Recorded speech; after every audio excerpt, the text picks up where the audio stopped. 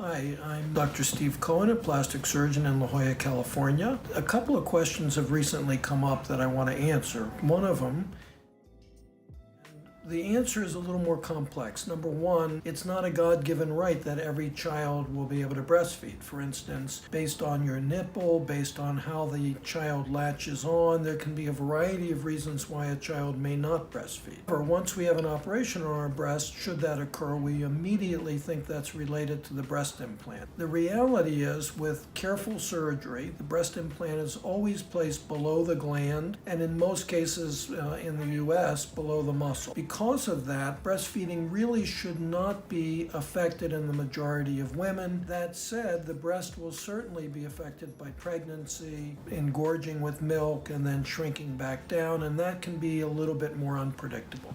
One of the questions that we're asked frequently is, what happens? Some people think there's actually a space that's left behind that had been filled by the filler, but the reality is the interaction of the filler with your own tissue is more complex than that, and the filler, once it gradually is lost and broken down, is digested by the body. In general, once a filler disappears, its effects are gone. Now that said, when you have repeated fillers in the lips, for instance, and the lips are stretched on an ongoing basis, the tissue doesn't always contract back when the filler is lost. And sometimes when fillers are repeatedly used in a given area, they can change the overall appearance of the skin. However, again, once these fillers dissipate, these effects are largely gone. There's one difference. With an open rhinoplasty, a small incision is made in this portion of the nose, which is called the columella.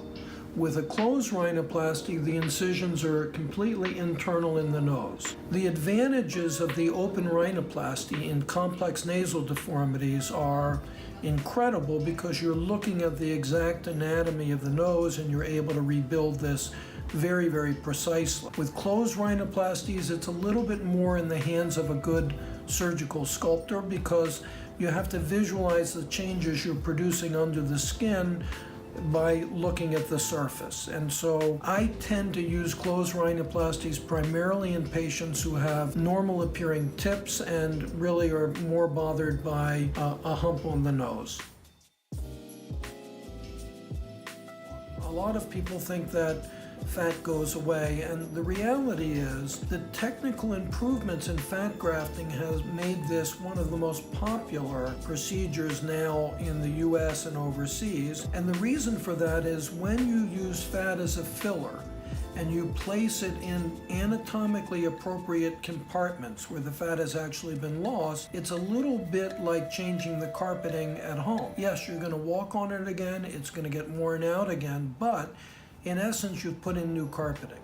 With fat grafting, you're putting in the exact tissue that you've lost, and in our practice, we have a unique way of doing it called injectable tissue replacement and regeneration, so that we're actually looking at the surface of your face and we're able to determine the areas of bone loss, the areas of deep and superficial fat loss, the areas of skin and dermal thinning, and we've devised a technique to replace all areas of loss simultaneously.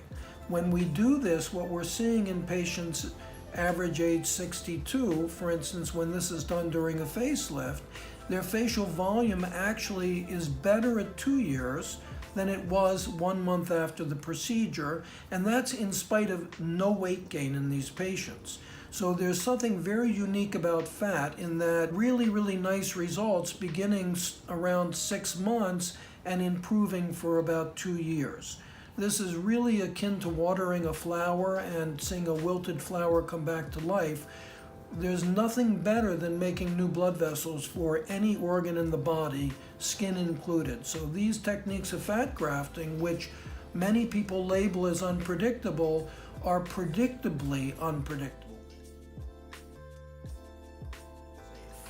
And there's been a lot in the news about fat grafting and the danger of fat grafting into the muscles in the buttock region. And this indeed is a problem. We have never in our practice grafted into the muscles in the buttock because one, there is no fat in the muscle. So our preference is to place the fat where it's been lost and where the contours are needed, which is just below the skin in the subcutaneous space. With this approach, we've never had a serious complication beyond infection, which can happen with any surgical procedure.